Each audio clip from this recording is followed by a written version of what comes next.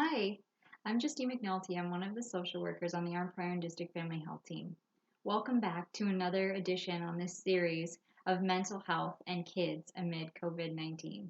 Today, I wanted to talk to you about how to help your little ones regulate their emotional responses at this difficult time. So, one thing that's important to know is that even without all of this extra stress added to your little ones, it's difficult for them or more difficult for them to regulate their emotions because of the developmental stage of their brain than it is for older kids as well as adults. I want to teach you something today that has helped me understand this developmental setback for kids and why they tend to flip their lids or react in ways that seem out of proportion emotionally for the situation that is causing them to act out. So this theory was introduced to me in a book by Dan Siegel called The Whole Brain Child.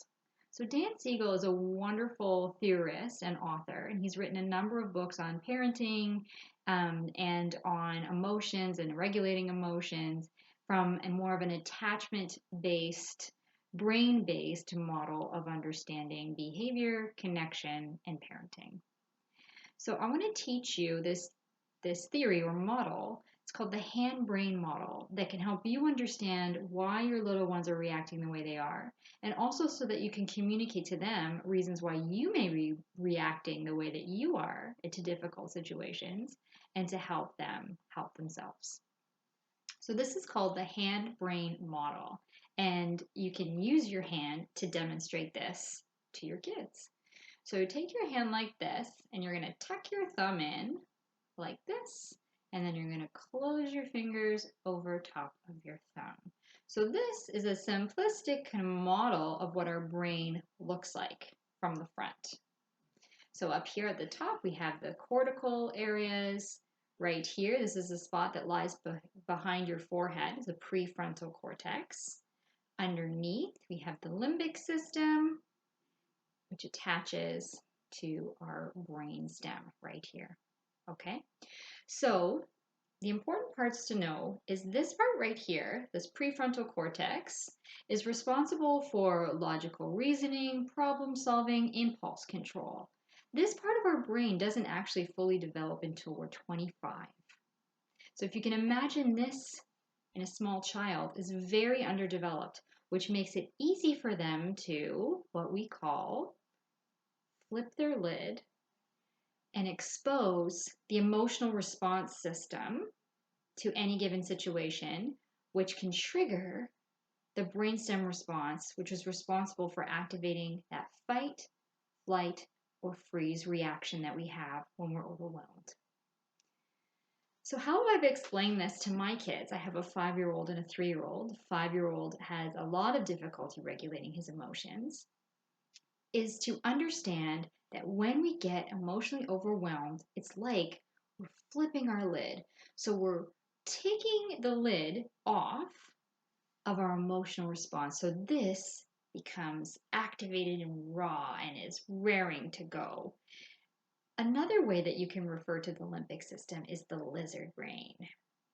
So kids love this analogy because it's conducive to that understanding that emotions can be really intense like a lizard. And then explaining to them too that when we are emotionally overwhelmed and this part is activated, that we can act in ways, because it's connected to that lower part of our brain, act in ways that don't necessarily fit the current situation. Now, as a parent, it's important to understand this because we may look at them, especially when we're exhausted, especially in times like this, and forget that their lid is underdeveloped right now. So when under stress, it's very easy for that lid to be flipped up and for them to respond just from the emotional center of their brain.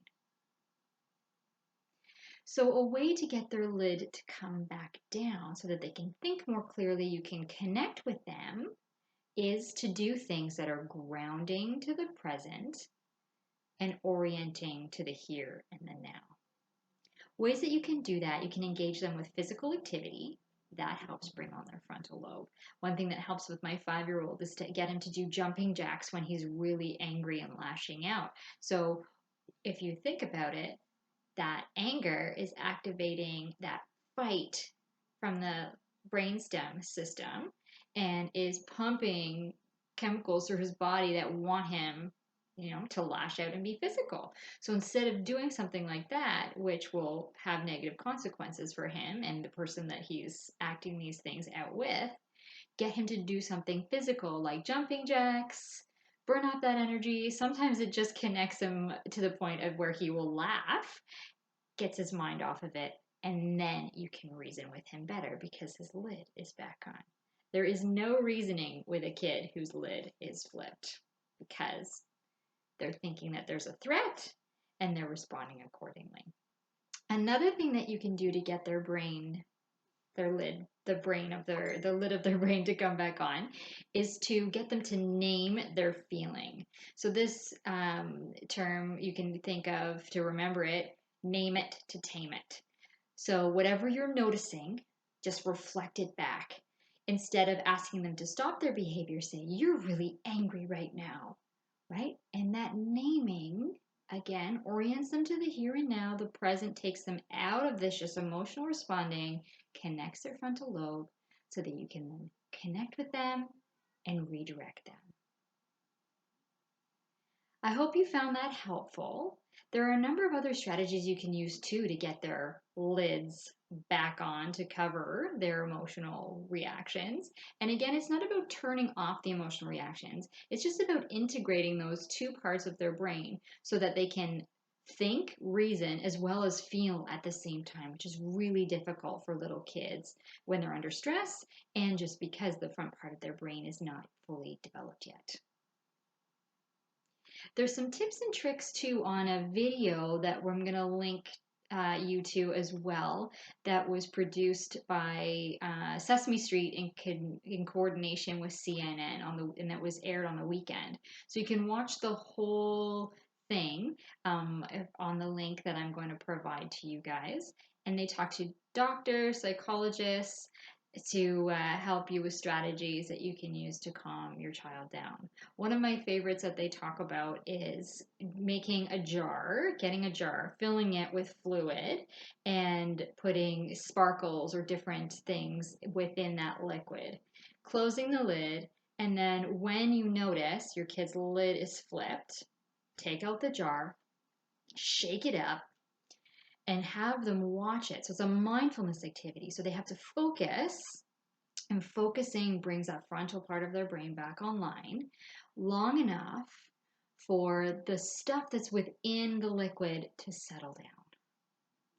And you can explain before their lid is flipped that this is a strategy that you're going to use with them once they have a flipped lid to help calm them down. And you can even use the analogy that those things that you put in the jar, and you can have the kid be creative and help you pick and choose what they put in that jar, in that liquid. And use the analogy that when you shake it up, it's like their feelings when their lid is flipped and they're overwhelmed. And you're going to watch to notice their feelings settle as they always do, even if you don't do anything. And that's key as well to remember as parents and to remind your kids that even the most intense emotional responses, although seemingly endless in the moment, do eventually phase out. So thank you again for tuning in. I hope you found this helpful, and stay tuned for the rest of the week as we're going to be continuing to upload posts to our Facebook page on different tips and tricks that you can use for yourself as a parent and to help your little ones manage at this difficult time.